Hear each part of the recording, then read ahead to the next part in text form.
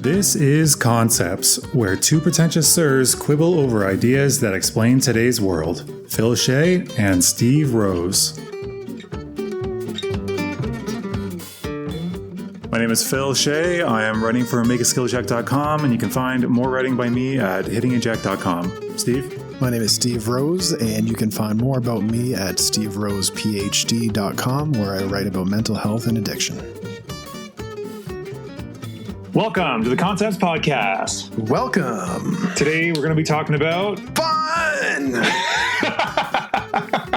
I did not expect that level of commitment to that, but I like it. Yeah, we're talking about fun today. What is fun? Steve, did you do any prep for this? I don't actually know. This is a me-led episode, so. Well, I just know that fun is what we're having right now. And so I did a little prep, watched a couple YouTube videos, a lot of in-depth research. Yeah, very. I actually looked up, tried to find like philosophy of fun videos, and there weren't any. There was one that tried to, but it had nothing to do with philosophy, really. Well, what I'm going to rely on a lot of is my experience working in the fun industry, working in problem gambling. I walked the venue of perceived fun many a time. Yeah, I was going to say, is it really like a fun industry? It's the gambling is not fun to me. So that's actually probably a good place to start for actual definitions. Yeah. So how would you define fun? Honestly, it's really difficult. It's kind of nebulous what elements are required, what elements are not. And in fact, I have in total 11 types of fun. And I also went into different types of player profiles that gaming companies think of, because I thought it'd be relevant to cover how we make games appealing to people, because then we can have an idea of what is fun to different people. But to start, I guess, the Oxford definition, this is the lamest, most uncreative definition, but let's just start with it, is lighthearted pleasure, enjoyment, amusement, boisterous joviality, or merrymaking, and entertainment, which honestly is just a bunch of synonyms. So maybe it's not even useful for saying. My Psych 101 prof, Professor Ennis, he was pretty legendary at University of Waterloo. He described fun as exciting and pleasurable. So it's those two combined factors. And I think it's still more complicated. I like how we put those two together, because in contemplating fun myself, I realized it's not mere enjoyment, because you could be experiencing enjoyment through relaxation, which is pleasurable, but it's not necessarily fun per se, because there isn't that excitement factor. Yeah. I was trying to find ways that invalidate, like, as you should for any definition, you need to kind of stress test it for exceptions. And for that one, I was thinking like, okay, it's not just pure pleasure, because then it's like, is getting a massage fun? You literally took the exact example I was contemplating. Yeah. That's exactly it. Or like eating delicious food. Is that fun? It's enjoyable, but I wouldn't be like, I'm having fun. Like, you went to a massage earlier. I'm like, oh, how'd the massage go? And you're like, oh, I had a lot of fun.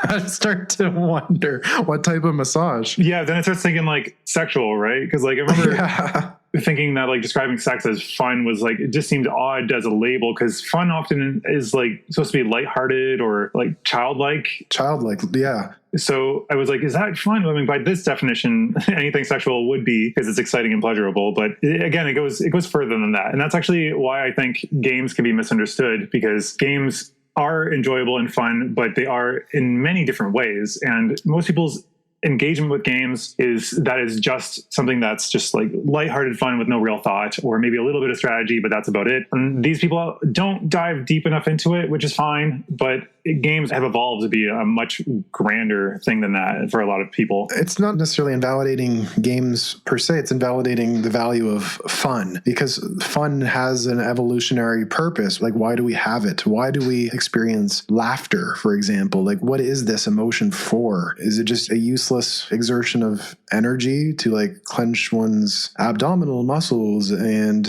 expel ha ha ha ha ha? There's actually a philosophy, or like an evolutionary psych. Again, these are sometimes fraught, but this one theory for why we have laughter is that like when we think there's danger and it doesn't exist, we can start laughing at how silly the situation was. So then that implies to other people that it's not actually dangerous. And so it's a signal socially to other people that the setting is not dangerous. Whereas if it was dangerous, we would scream or yell or make another sound that also signals that it is actually dangerous. Get out of here. Yeah. And I guess that's the value of fun in play fighting, for example, like children roughhousing, or like if you look at animals, you see like dogs like biting each other's ears and necks like gently and stuff. And there's this fun element to it that kind of tells both parties that this is not dangerous. Yeah, and I think it also has something to do with like flow. Csikszentmihalyi's concept, that book we neither of us have still read but have heard about countless times, about losing yourself in an act because it's just so engaging that you just have all time melt away. You're just so focused. Things like that would be described as a fun experience to some degree, even though like from observers, it would probably seem like you're deeply engrossed in work. Like you're working real hard, you're focused. Right, yeah. So work can be fun, not according to some people, apparently. If it was fun... Yeah, I brought that up a number of times. If it's fun, and call it that.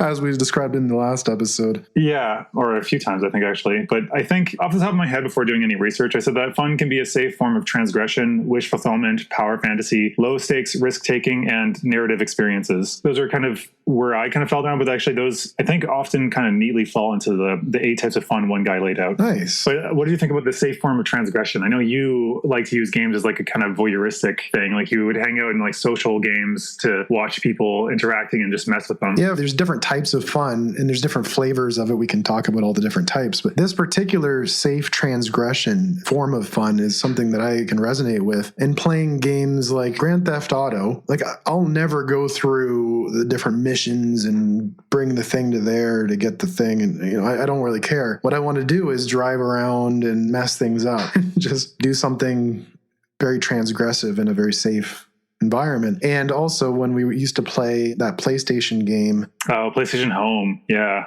It's kind of like Second Life, where you just have like an avatar and you have a bunch of little mini games that are kind of pointless, but it's mostly like a social platform. Yeah. So I would create different characters and walk around and like shock people or something, Yeah. And they react to your avatar as though it's actually you. So like we had different male and female forms, and one we did, it's a very attractive body, but then like a very ugly face, the ugliest face we could make. And the way people react was hilarious, as if that's actually you, which, I mean, I guess most people probably make something similar to themselves.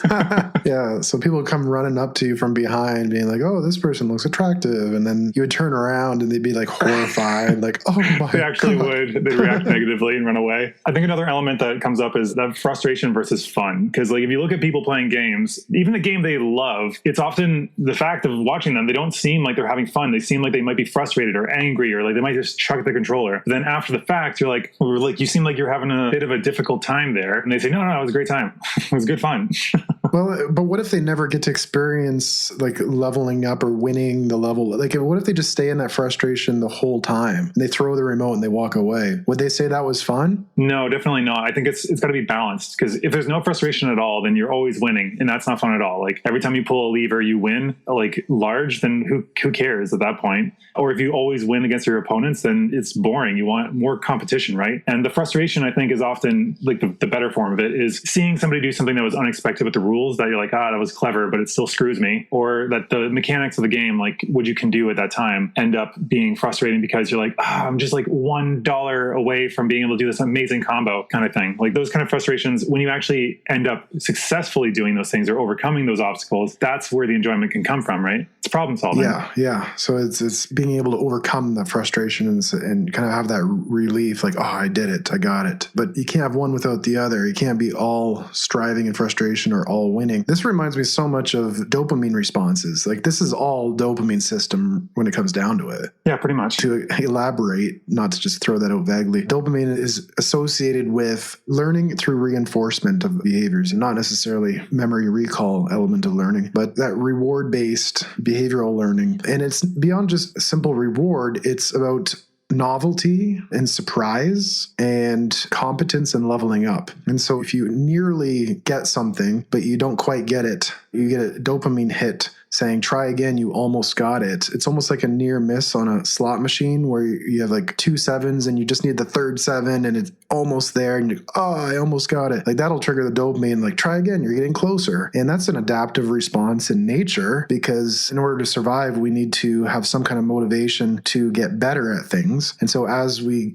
develop a sense of progression and leveling up, let's say finding a food source, and then our brain rewards us, keep going, find more. You have more survival. And so it's all related to motivational systems in evolution to keep us trying to find more resources, to develop more competence and skill. And these games really exploit that. Gambling games, yeah. I get what you're saying. They're things that teach us how to better navigate the world and reach our goals. That's pretty much what games are in an enjoyable way. Usually like a boiled down version, like we talked about in the last episode with Mac, about it's a boiled down version of progression in real life. And that's why games can be so compelling. It's kind of like fables or stories. They're lessons for the real world that we can use to enhance our lives. And I guess it obviously becomes a problem when they're talking to you, but that's kind of like how refined sugar is just like really, really, or like cocaine, I guess, is like really, really concentrated forms of this thing that we would normally like in smaller doses, but it's brought to such a concentration level that it's problematic. And that's what these more addictive games are doing. They're taking the elements that are rewarding from games and they're making them so whittled down that it's just hitting those rewarding parts of your brain again and again and again. So some people can't walk away. Right. Yeah. I'm pulling up an article I wrote, actually. It's called Why Video Games Are Addictive. And it reminds me of that.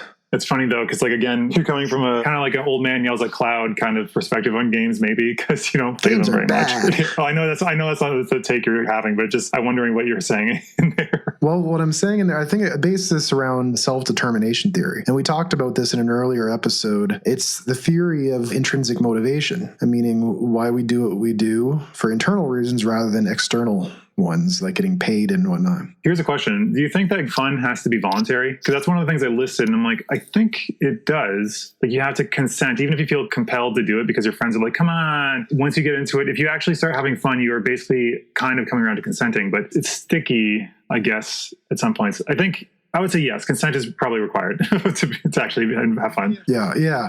You can't force someone to have fun. Let's talk about like a theme park to take it out of kind of slippery territories. Like if somebody coerces you to go on a roller coaster and you're sitting in there, you're strapped down, you're like, oh, I wish I didn't do this. Like I feel like I was really coerced there. But then you actually start to enjoy it. That's kind of you submitting to, oh, this is actually like, I would do this again. So you're like, I'm here. I might as well enjoy it, I guess, is that take. But it's still, if you don't go into that, you're just sitting there terrified the whole time. Then you're not consenting to it, even though you did it. Or just getting angrier and angrier because you're like, why did I have to be doing this?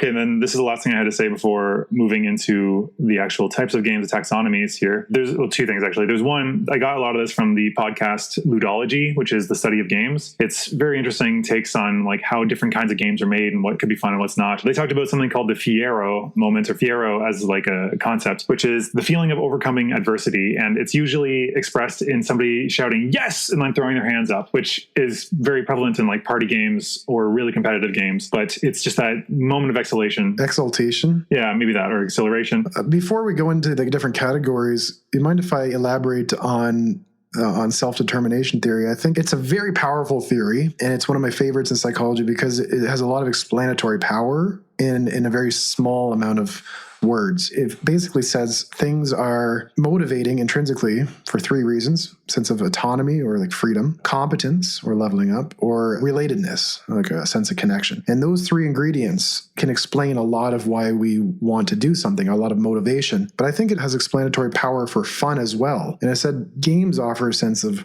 freedom that maybe you don't experience in everyday life, a sense of purpose or leveling up, progression, synonyms, I guess. And the third part, connection. The games can be highly social. So I think this theory can explain a lot about video game addiction. I think at a high level, yeah. I mean, from a designer level where you have to actually figure it out, you have to come up with, probably be more useful to use some of the things I'm going to talk about. But yeah, there's a lot of overlap between them. That's for sure. Right. And when I say addiction, I don't mean any form of video game enjoyment is an addiction. I'm just coming from an addiction framework, I guess. Yeah. Because I think autonomy and competence are both required in a lot of these things. Because like if you're not making your own choices, then it's, as in Ludology, they talked about how games have to be meaningful, as in your actions have meaning, like you're actually moving towards something, you can determine your own direction. Competence, of course, like if you're playing one of those really, whenever I talk to people about board games, they say they're excited about board games. I always have to ask them, like, name like one or two games you really like, or like your favorite ones. And if it's just the standard array, then it's like, okay, that's a different level of gamer. It's fine to enjoy those, but I don't really enjoy them, being the old classics like Monopoly or Sorry, or anything that is just like, you don't really control very much. You just roll dice. The dice tell you where to go, then something happens, like Snakes and Ladders, the worst game ever.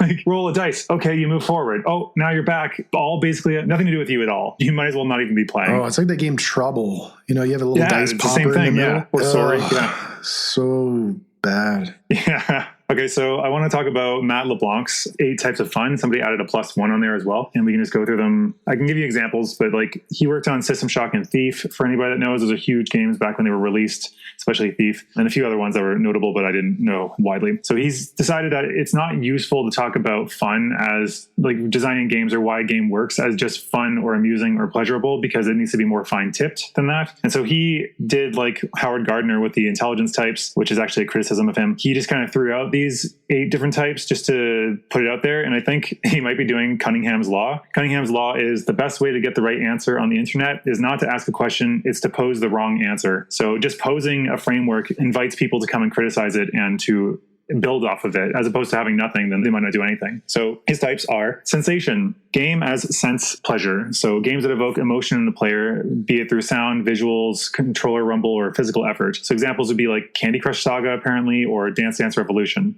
which I think you seem to enjoy these games sometimes. Yeah, no, I like that. There's a sense of skill that's involved there where you gain a sense of competence through getting better at these types of games. So yeah. Yeah, like physically moving your body. And then the next one is fantasy. So game as make-believe. So these games allow the player to take place in another world. Some may call it escapism. And examples would be like Final Fantasy or Legend of Zelda. This, I would imagine, doesn't appeal to you. I used to play Legend of Zelda, Majora's Mask. Whoa. The gold cartridge in the N64. Oh, yeah. But yeah, I found it very like mysterious, haunting. There was like a feel to it, an emotion you got from it. Oh, that particular game, yeah. They had to rush that game's development because they basically had just released a Zelda game before for Nintendo 64. And then they were tasked with coming up with a new game entirely, I believe. I might be misremembering this to some degree, but they used all the same resources, so all the same characters and buildings and stuff like that, and just used those to build another game entirely, and then just change the story and the mechanics of it. So it actually became this very original thing, but it didn't take that long in development time because all the graphical resources and gameplay mechanics were all present already. I should say before we continue that the whole point of this is for you, listener, to figure out which of these things do you find most appealing, because then if you identify what's appealing to you,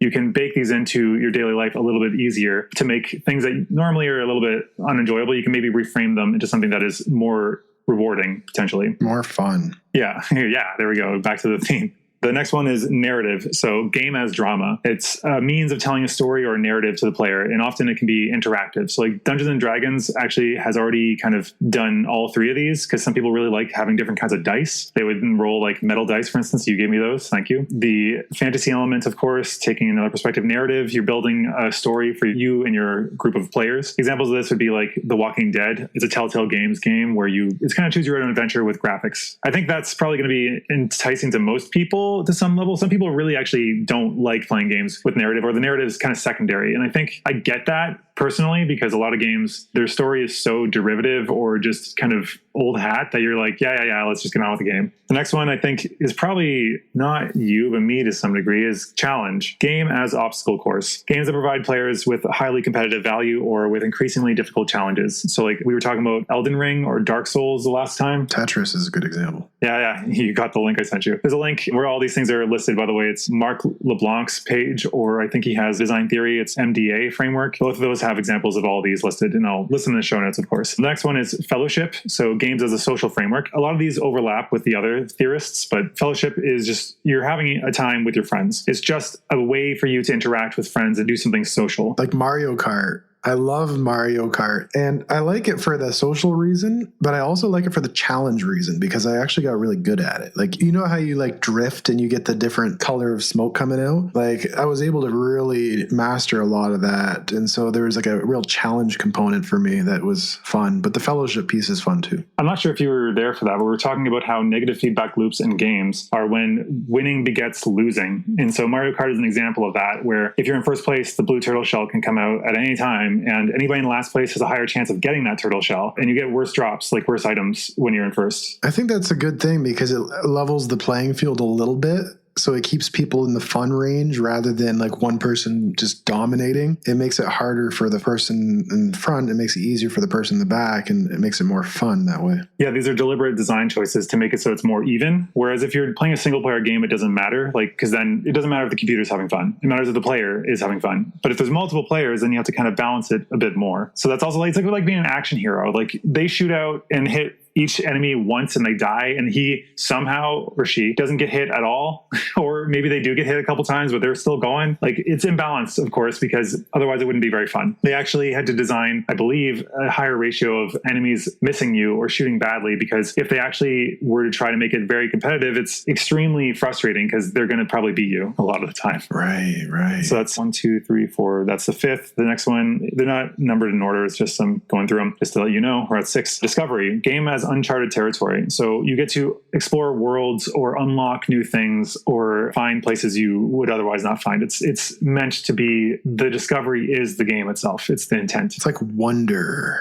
Yeah, it's like a good book or something, especially in sci-fi or fantasy, where something is revealed that you wouldn't have otherwise known, like a magic system where somebody discovers a new realm of magic that nobody knew about. And it's kind of interesting to see it unfold in front of you. I could see how this hits with the dopamine response of novelty and kind of discovery. Yeah, for sure. Expression is the next one. So it's a self-discovery as art form for the player to exhibit their own personality into the world. So Minecraft is a great example of that, because you can build whatever you want. People, I just saw recently, they did a to scale model of New York City, and it's like, holy shit, that would take forever. Yeah, like there are some really impressive feats that groups of people have worked on for literal real-time months, if not years, building these things. It's like, whoa. Scale, New York City. So you could walk around this Minecraft New York City? Yep. Whoa. And every little shop and everything is in there. Yeah. Well, I mean, as much as they could, because things obviously change, but I don't know. Like, I don't know how they did apartments and stuff. Like, how do you do the insides? I don't know, but it's intense. The next one is submission. So just like this one I relate with. When I was talking in the last episode about games, the ones that I find rewarding are like the random ones that you kind of like have some skill, but you know it so well, you don't need to think very much, or you don't need to read very much or listen to anything. You're just kind of interacting with it, like old school Mario. You see something happening, your brain doesn't have to think too much, you just kind of do. And the reason I like these is because it frees up your mind to do something else. So like your hands are engaged, you're doing something, and I'm listening to a book or an educational conversation or something like that, because it's just something that you're kind of doing to relax. It's like knitting, I guess, in a way, thinking about it. It's repetitive, but still somewhat challenging or engaging. And it allows you to think about your day or whatever you want to think about, or just escape, I guess. Nice. Yeah.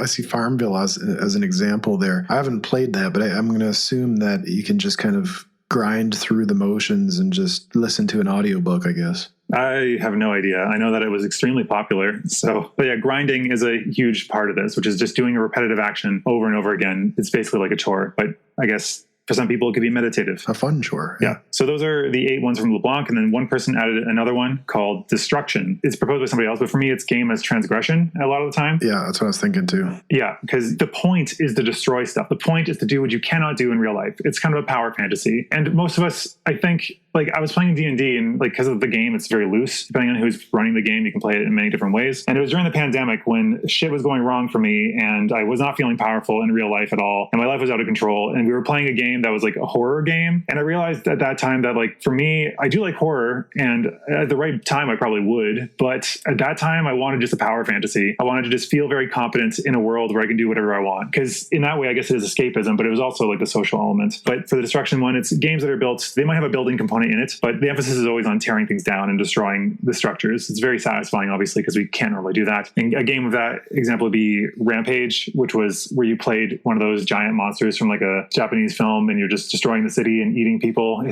It's ridiculous. The whole point is to destroy the city as fast as possible without the military killing you. Okay. I think of Grand Theft Auto, but that's the way I engage with Grand Theft Auto. I don't think it's meant to necessarily be No, it definitely is. That's a huge draw of the game. So you're right. The thing is, each game is going to appeal to many different types of audiences. The bigger the game, the more you've heard of it, the more likely it appeals in various ways to various different people. All of these types of fun, depending on how you play it. Like you can actually do the narrative of Grand Theft Auto. Or the social. Or the fantasy, or discovery is a piece of that. Expression to some degree in the online space, fellowship. Oh, yeah. So it appeals to all these types of fun. Yeah, interesting. So then another type that came up when I was talking to an outdoorsy type person, they were talking about fun types 1 and 2. And honestly, I'm never a fan when we do a taxonomy of like types 1 and 2, or like the next one, we're going to talk about psychographic profiles, basically just profiles of what players are like. One of them is Timmy, Johnny, and Spike. It's like, oh, great. We're just going to give us generic names. That's totally memorable. But let's stick with type 1s and 2 first. Type 1 fun is what we all seek out when we're seeking fun. It's a good time in the moments we're enjoying ourselves, and it's just fun. Whereas type 2, on the other hand, is not fun in the moment at all. Often it's quite arduous. It's a challenge. It's a struggle. And those ones are seen as fun after the fact. Okay. Do you want an example of that? Yeah. Okay, so an example of type 2 is like you're doing a difficult hike straight up a mountain, dangling on high ropes where you're afraid of heights or being eaten alive by mosquitoes in your tent. There aren't really necessarily fun activities. They're probably fairly uncomfortable, but they're part of what makes an adventure. So the lessons and stories that come out of type 2 fun are what make it worthwhile. So to me, I mean, I don't know if you have a reaction to that, a couple of explanations. All I keep thinking is type 2 diabetes.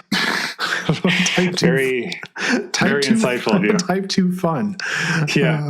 I mean, there's type 1 and type 2 in personalities too, or systems, I think, for what's his name? Thinking Fast and Slow. Yeah, Dan O'Connor. Yeah. So for me, type 2, it makes sense because it's about understanding the world and your own competency in the world and how you're able to endure. Like the actual goal of the quote unquote game is to be able to survive this arduous task. It's kind of like hazings and stuff. It was worthwhile because you were able to make it through it, and not everyone's going to. Said nobody ever. What are you talking about? Hazings. No, people who have been through hazings fight tooth and nail to have the hazings continue. The problem with hazings is when they get out of control. Right. I was going to say, every time I hear of hazings, it's like in a negative bullying context. That's from the left. I mean, it seems like it's a more right thing, like with frats and stuff, but it's to have endured a hazing, you're much more likely to highly value the organization. You're much more likely to be socially cohesive. You're much more likely to sacrifice for the benefit of the group. It's a really useful tool in the right circumstances, but it obviously can be abused as well. Right. It can make cults. But I guess the only time I hear of a hazing, given that I'm not in a dorm or college or anything else like that, is in the news when it did go too far. So I guess our view of hazing is skewed by the only time we really hear of them is when it's quite overboard. Yeah, the vast majority. Just like video games being like bad for violence or whatever, it's not true. That's actually propaganda against it to a good degree, and often from people who don't understand it. So again, back to old man yells at cloud. But also I think for type 2 fun, it seemed to me to be something to do with the remembering self and the experiencing self. So this is a theory in psych that's been, I think, fairly validated, where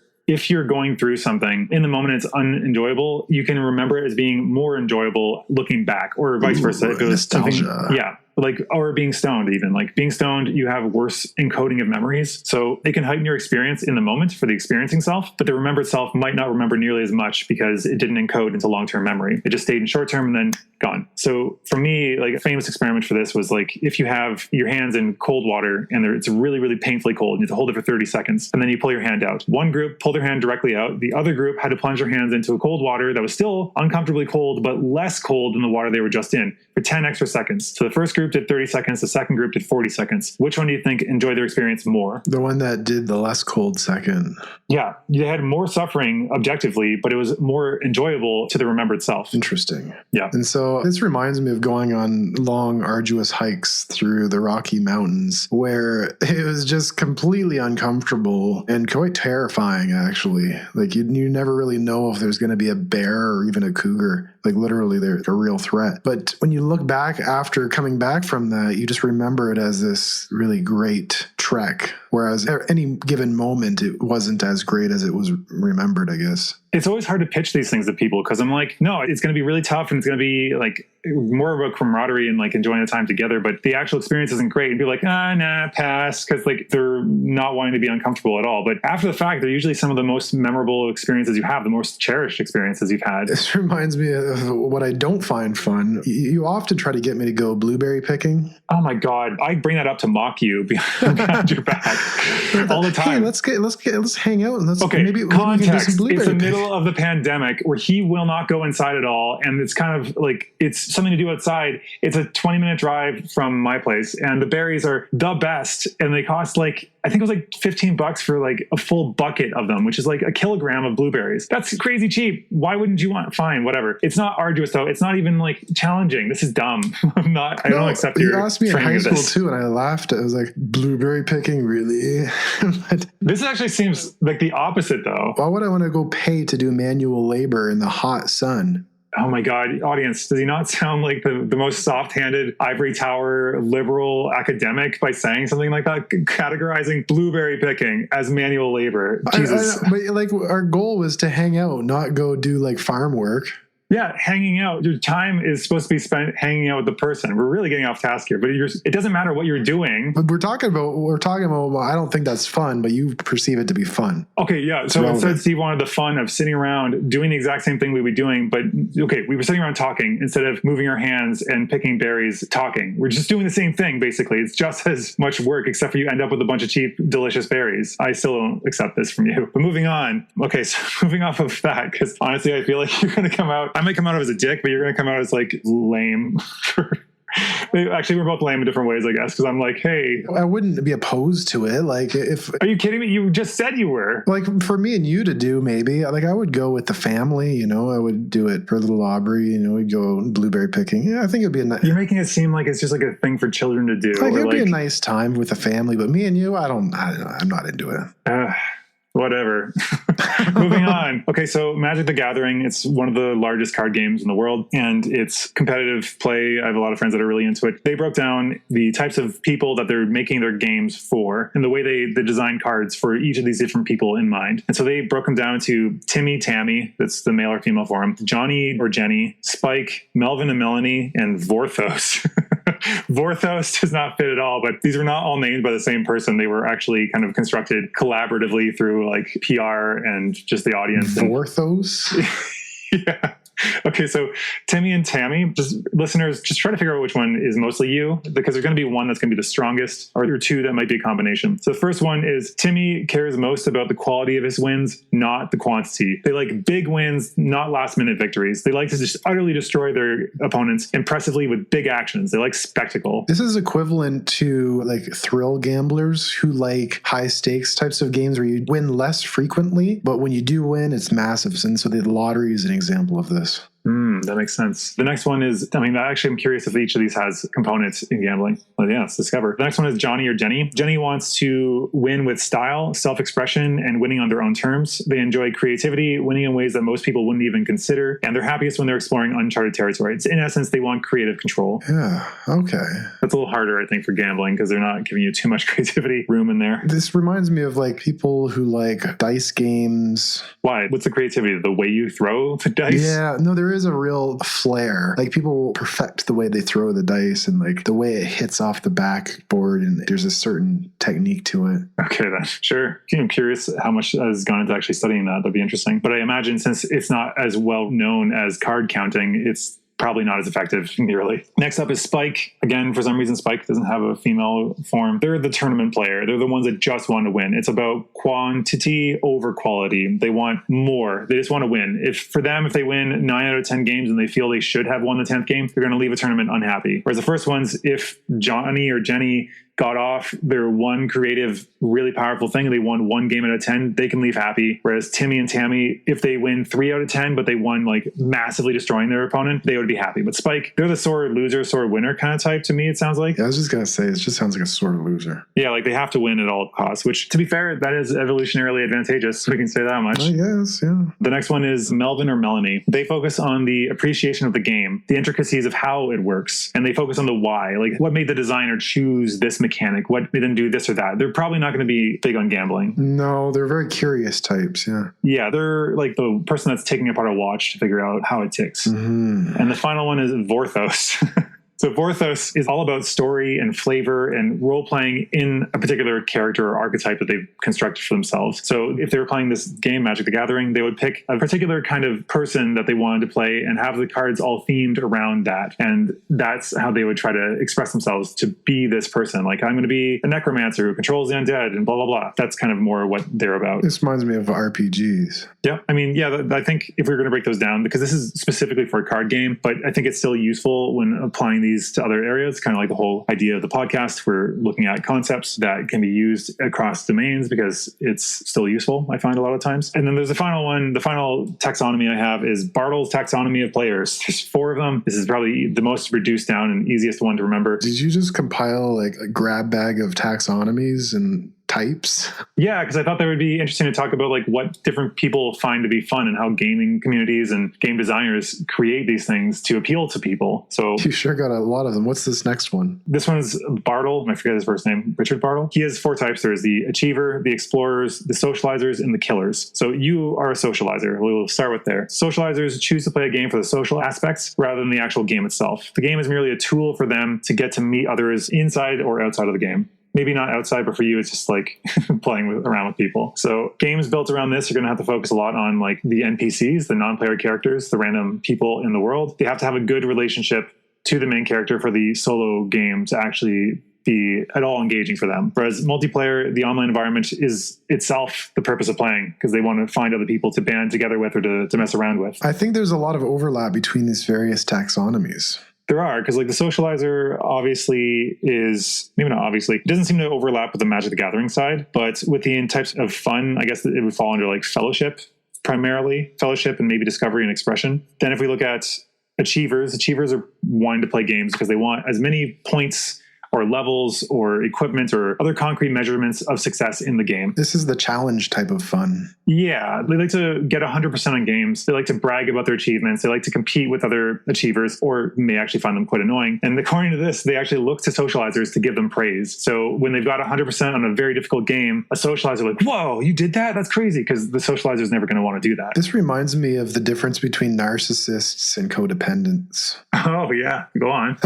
Like narcissists are very much this kind of win at all costs. They want the praise and validation. They're the spike. Yeah, the spike, the challenge focus fun. Whereas the socializers tend to be more kind of compassionate, empathetic, connection-oriented people who would be... Maybe be drawn towards these high achievers. Well, yeah, more of a tendency toward codependence, and I guess they would get validation by giving validation and stroking the ego of the narcissist, and then the narcissist says, I like you, I'm going to keep you close, and then by association, they get kind of this identity of being close to something powerful or prestigious. Though it makes me wonder, though, like, because narcissists, they don't like to lose, so they don't seem like they would seek out challenges to me. They would seek out things that would be naturally within their wheelhouse that would be challenging to most people, but not to them, perhaps. Yes. If it's a challenge that they're not the best at, then yeah, it's all or nothing. Yeah, I can see them just being like, this sucks, this is a terrible game. No, they got to be the best. Yeah. The final 2 are explorers. Explorers, again, this is very much overlapping with the other ones. It's they're wanting to discover areas. They want to immerse themselves in the game. They want to know the game's lore, like the mythos of the game. Like, what is the background? Like, just whatever world they're in, they want to know the details, like the nitty gritty of like how this all functions, how this all works. It kind of seems to overlap somewhat with the Melvin or Melanie,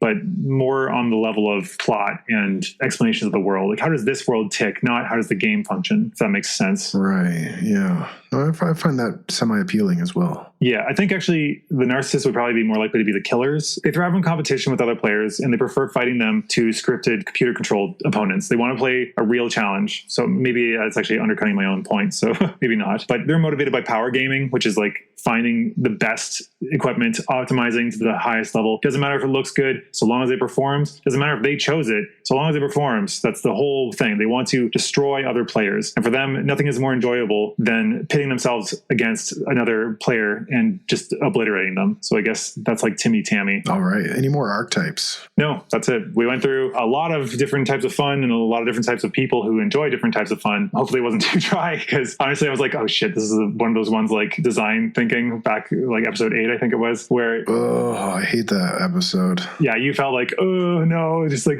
Phil's talking too much. I don't have anything to say. Wah. That was not a fun episode for me. No, for you, it wasn't. This is back when Steve's metric of a good episode was Steve had fun. And I'm like, we want to make the audience have fun, hopefully the audience has fun when we have fun. Hopefully it's all rewarding all around. I believe that's very true. If I'm having fun, then it's higher likelihood everyone else is. Yeah, you do like to think that, don't you?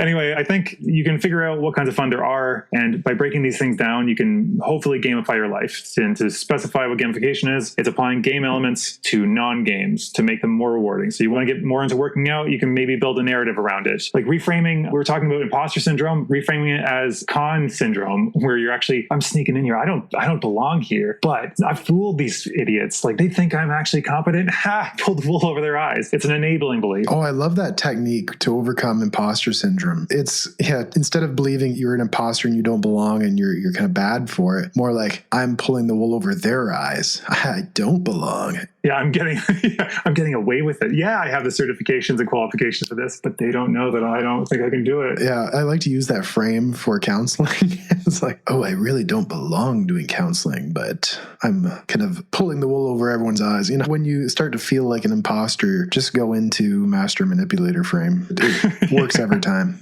Obviously, keep it within reason. Don't be like, yes, I'm going to steal all this money. That's, I think, the main danger. But yeah, I mean, if you're actually not qualified to do something, don't do. Yeah, don't go into that. Don't. If you just feel like an imposter and you know that on paper you should be able to do this, then realistically speaking, if we look at the reality and be like, okay, realistically on paper, you're good to go, but you feel like an imposter emotionally, even though thinking otherwise, then switching that feeling by changing it to a master manipulator framework, I think it's an effective strategy. But yes, gamifying life is a way to increase motivation to do the things that you want to do. Like gamifying working out as not just a challenge, but a narrative of you can imagine yourself to be some kind of character in a video game training. Do you remember that app we had a long time ago where they gamified fitness, where they gave you points? Yes, Fitocracy. Yeah.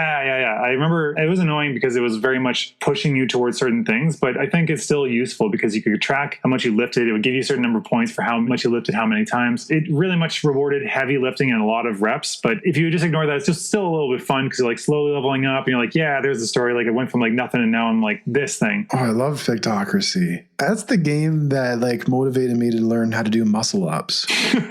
Good. See, it works, people. It works. It's a crazy workout where you do a pull-up and then go over the bar. You go all the way over the bar and then you go all the way back under the bar. So it's like a pull-up, but you're going all the way on top of the bar. You do it so fast that you get the momentum to be able to go over it. I thought you did a dip on top, a tricep dip. No, you don't. Oh. You don't know. But that workout was worth so many points on Fitocracy. I would just do a ton of those. I would just dominate. Yeah, I remember. You're cheating. Anyway, that's all we have for today. Try to gamify your life, figure out what makes you tick, and exploit it to get ahead in life. Not to be the cult of productivity, more just find things that you find enjoyable and actually will get you ahead in life. There we go. Yes. Enjoy. All right. Thanks for showing up, and hope to see you next time. Leave us a review, comments, all that stuff, and promote us to your friends. That would really help us out. In the meantime, have fun. Oh, he got it. Bye. Bye.